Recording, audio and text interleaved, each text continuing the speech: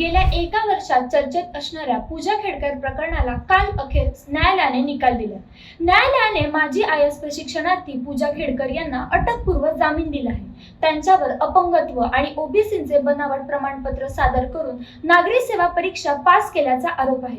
न्यायालयाने असं स्पष्ट केलं आहे की तिने कुठलाही खून केलेला नाही, एनडीपीएस सारखा तिच्यावर गुन्हा देखील दाखल नाही आणि ती तपासाला पूर्णपणे सहकार्य करेल। दिल्ली पोलिसांनी तिच्या कोठडीची मागणी केली होती, पण सर्वोच्च न्यायालयाने सांगितलं की ती सहकार्य करण्याचे आश्वासन देत असल्याने तिच्या अटकेची गरज नाही।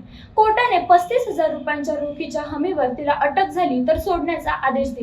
खेडकर यांनी आपल्यावरील सर्व आरोप फेटाळले असून वरिष्ठ अधिकाऱ्यांवर लैंगिक छळाची तक्रार केल्यानंतरच आपल्याला लक्ष्य केलं जात असल्याचा दावा केला। गेल्या वर्षी पुणे जिल्हाधिकाऱ्यांनी तिच्या अनधिकृत मागण्या आणि सुविधांबाबत तक्रार केली होती। यानंतर तिच्या निवडीवर प्रश्नचिन्ह निर्माण झाले आणि केंद्र सरकारने तिला सेवेतून काढून टाकले।